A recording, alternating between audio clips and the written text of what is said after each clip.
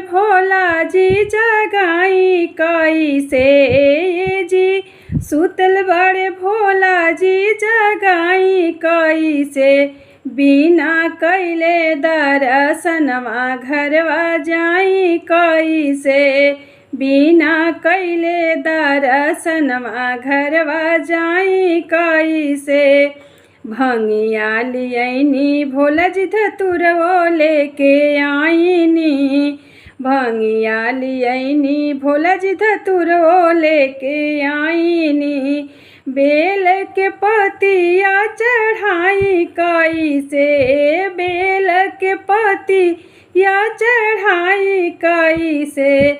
सुतल बड़े भोला जी जगाई कैसे जी।